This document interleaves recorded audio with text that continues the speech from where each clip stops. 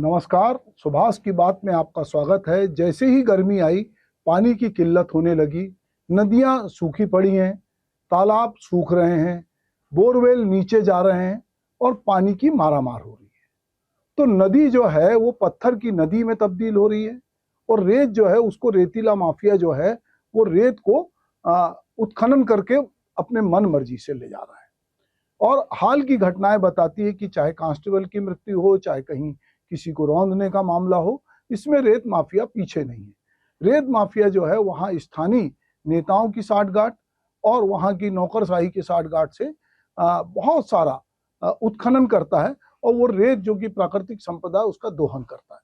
तो ये एक बहुत गंभीर विषय है। यदि हम बात करते हैं कि भारत में नदियों और जल संसाधनों की स्थिति जो है वो चिंताजनक होती जा रही है। नदियों का पत्थर की नदी में बदलना, बांधों के कारण प्रवाह में रुकावट, रेत के अवैध उत्खनन और रेत माफिया का वर्चस्व, भूजल स्तर का गिरना, जल स्रोतों का सूखना और जल संरक्षण के अपर्याप्त उपाय जो है ये सब भी हमारे सामने चुनौतियां हैं। नदियां जो कभी जीवनदायिनी और जल से लबालब हुआ करती थी, अब कई जगहों पर सूख रही हैं या उनका प्रवाह जो है वो उसमें भारी कमी आ रही है। गर्मी आने के बहुत पहले से बहुत सारी नदियां जो है उनका पानी सूख जाता है और वो पत्थर वहां दिखने लगते हैं और या तो फिर वो रेत की सूखी नदी में तब्दील हो जाती है। रेत माफिया के लिए सूखी नदी किसी वरदान से साबित होती है। नदियों से रेत का अवैध और बेहताशा उत्खनन जो है और उस पर गुंडागर्दी की घटनाएं आम है। भ्रष्ट नौकरशाही और स्थानीय नेताओं के वरद हस्त से इसमें रेत और उत्खनन माफियाओं के हौसले को और बढ़ावा मिलता है। हमारी नदियों पे बड़े पैमाने पे बांध बने हैं, जैसे अगर मैं सरदार सरोवर बांध की करूं, टिहरी बांध की करूं, गंगा में, इधर नर्मदा पे और जगह जगह बांध बने हैं। तो ये बिजली उत्पादन, सिंचाई और बाढ़ नियंत्रण के लिए बनाए गए, लेकिन इनके कारण नदियों का प्राकृतिक प्रवाह बाधित हुआ है। नदी के निचले हिस्से में पानी की कमी हो रही है, जिससे नदी जो है उसका जो परिस्थिति की है, उसका जो एनवायरमेंट है, वो तंत्र जो है वो नष्ट हो रहा है। अनियंत्रित मानसून, कम वर्षा, बढ़ता तापमान नदियों के जल स्तर को प्रभावित कर रहा है। ग्लेशियर जो हिमालय से निकल रहा है उसमें गंगा, जमुना, गंगोत्री जो है वो भी तेजी से प्रभावित हो रही है। और औद्योगिक जो कचरा है, घरेलू अपशिष्ट है, रासायनिक उर्वरक है, वो भी नदी को जहरीला बना रहा है। गंगा, यमुना और गोदावरी जैसी नदियां कई जगह पे प्रदूषण के कारण जीवनदायिनी कम, नाला ज्यादा नजर आती है। रेत, जिसे नदी का सोना भी कहा जाता है, निर्माण उद्योग में उसकी भारी मांग है। नदियों में रेत का बेहताशा उत्खनन भी हो रहा है, इसके गंभीर परिणाम भी आ रहे हैं। रेत नदी के तल का महत्वपूर्ण हिस्सा है। इसका अत्यधिक उत्खनन नदी के तल को गहरा करता है, जिससे भूजल स्तर नीचे जाता है और नदी का प्राकृतिक प्रवाह बदल जाता है। इससे जलीय जीव जंतु का आवास भी नष्ट होता है और उत्तर प्रदेश, मध्य प्रदेश, बिहार, महाराष्ट्र, छत्तीसगढ़ जैसे राज्य में रेत माफिया सक्रिय है। माफिया स्थानीय प्रशासन और नेताओं की मिली भगत से उत्खनन करते हैं। कई बार हिंसा, हत्या, धमकियों की खबरें भी सामने आती है। अभी हाल ही में हमने देखा कि छत्तीसगढ़ के अंबिकापुर से लगे बलरामपुर जिले में जो है एक कांस्टेबल को एक ट्रैक्टर से, जो रेत माफिया थे, उन्होंने कुचल दिया। कुछ महत्वपूर्ण फैक्ट इसमें ये सामने आए कि हाईकोर्ट जिसने इसको संज्ञान लिया और वहां पर एक PIL भी लगी थी और हाईकोर्ट ने कहा कि जिसका जो मन आए वो कर रहा है, ये बहुत ही गंभीर बात है।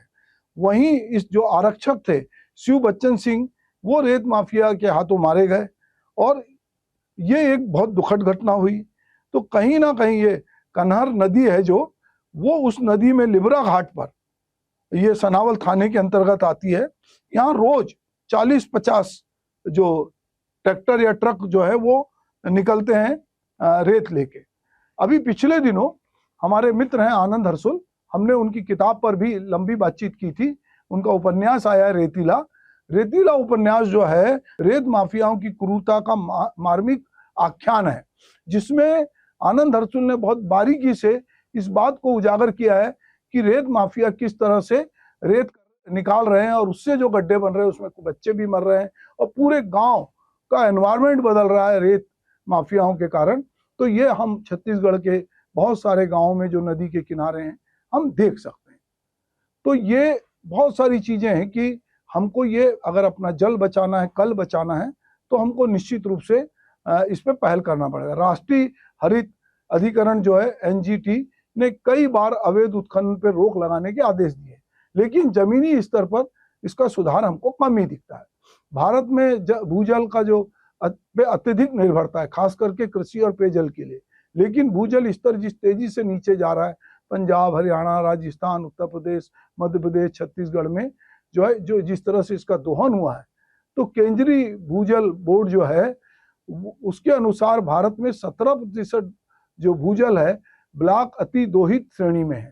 तालाब, कुएं, हैंडपंप सूख रहे हैं। ग्रामीण क्षेत्रों में लोग पानी के लिए मीलों पैदल चलने को मजबूर हो रहे हैं। शहरी क्षेत्रों में भी टैंकर पे निर्भरता बढ़ी है। समुद्र के खारे पानी का रिसाव जो है तटीय क्षेत्रों में, जैसे तमिलनाडु, गुजरात में भूजल जो है उससे अत्यधिक होने से वो पानी जो है, जमीन का पानी भी जो है उससे वो मिल रहा है, तो वो भी खारा हो रहा है और वो उपयोग में नहीं आ सकता। जल संरक्षण के लिए भारत में कई योजना और नीतियां बनी, लेकिन उनके क्रियान्वयन में कमी है।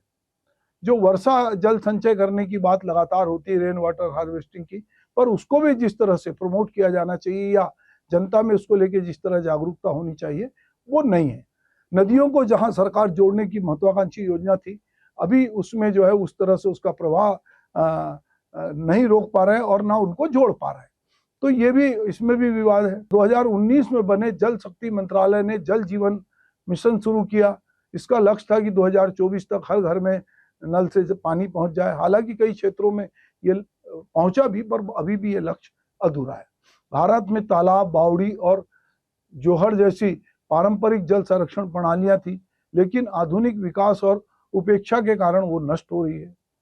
तो कई बार ये कहा जाता है कि अब तीसरा विश्व युद्ध होगा तो वो पानी के लिए होगा, जल के लिए होगा, क्योंकि जल संकट को वो दर्शाता है कि कैसे कैसे जल संकट हो रहा है। न केवल देश के भीतर, देश के बाहर भी, अंतर्राष्ट्रीय स्तर पर भी जल विवाद जो है, अभी हमने हाल ही में देखा, भारत पाकिस्तान के बीच सिंधु जल संधि थी, भारत बांग्लादेश के बीच फरक्का बैराज और भारत चीन के बीच ब्रह्मपुत्र नदी को लेकर भी तनाव की स्थिति बनी हुई है।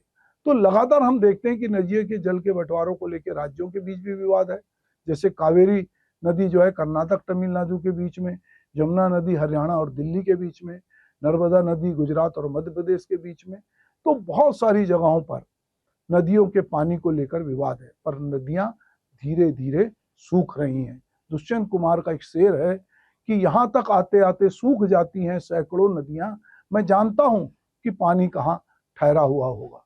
तो यदि हमको रेत माफियाओं से निपटना है तो राजनीतिक इच्छा शक्ति होनी चाहिए, ब्यूरोक्रेसी को देखना चाहिए कि हम आने वाली पीढ़ी को क्या देके जा रहे हैं, क्योंकि इनके हौसले बहुत बुलंद हैं। अगर मैं घटना बात करूं तो मध्य प्रदेश में बहुत सारी ऐसी घटनाएं हुई है, उत्तर प्रदेश में घटनाएं हुई है, बहुत जगह रेत माफियाओं के हौसले बहुत बुलंद हैं और वो जो हैं लगातार उत्खनन से, अवैध उत्खनन से बाज नहीं आ रहे हैं, और जो उनको रोकने की ईमानदार कोशिश करता है उसके साथ भी उनका सलूक जो है वो हत्या तक पे उतर आते हैं।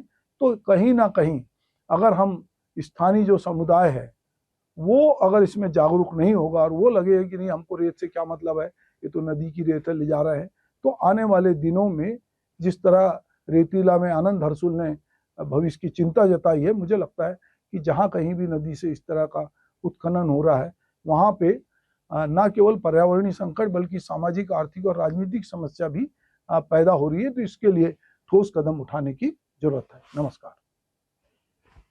ठीक।